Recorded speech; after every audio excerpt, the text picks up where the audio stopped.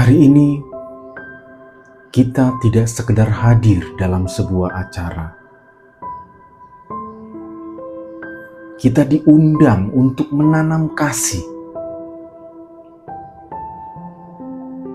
Kasih yang akan berubah wujud menjadi rumah Tuhan. Kita mungkin tidak akan selalu bisa hadir di gereja ini, tapi kasih kita akan tinggal di dalam lantainya.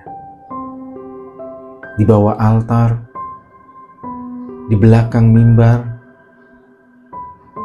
tertulis dalam setiap batu fondasi. Gedung ini bukan hanya struktur fisik, dari semi basement, lantai 1, 2, 3, hingga atap. Setiap lantai adalah tempat kasih kita bisa ditanam. Lebih dari 3.000 kafling, blok demi blok, bukan sekedar ruang, tapi ladang doa. Kita bisa mulai dari 2,5 juta rupiah, atau dari jumlah yang lebih besar. Tapi kasih tidak pernah dinilai dari nominalnya, melainkan dari niat yang ditanamkan. Jika belum bisa menanam kafling, kita tetap bisa ikut menanam kasih lewat benda-benda rohani. Patung Santo Antonius, Gua Maria, Jalan Salib, kaca patri yang menyaring cahaya surga. Semua ini bukan sekedar hiasan, tetapi jejak kasih yang hidup. Atau cukup dengan donasi sukarela. Tidak ada batas minimal, tidak harus tercatat. Yang penting kasih itu ditanam. Karena Tuhan tidak menghitung nominal, tapi membaca ketulusan. Dan bagi yang telah menanam kasih lebih dari 25 juta rupiah, namanya akan tertulis di donor wall Gereja Santo Antonius Rancasari. Bukan sebagai pameran, tapi sebagai kesaksian bahwa cinta umat telah menjadi pondasi rumah Allah. Bayangkan suatu hari nanti, jika seorang anak kecil berdiri di dalam gereja ini dengan tangan kecilnya yang dilipat dan mata tertutup dalam doa. Lalu ia akan bertanya kepada mamanya, "Bu, gereja ini siapa yang bangun?" Dan sang ibu menjawab,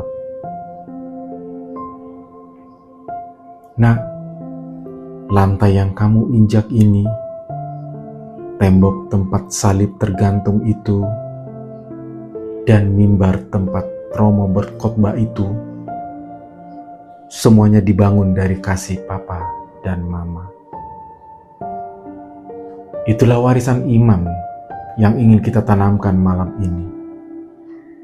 Gereja ini bukan hanya untuk kita, tetapi untuk mereka yang akan menyebut Tuhan sebagai sahabat mereka di tempat ini. Langkah pertama sangat sederhana, tapi dampaknya bisa kekal. Sekarang, buka kamera HP Bapak Ibu dan arahkan ke QR yang ada di layar ini. Bukan hanya untuk melihat, tapi untuk memulai.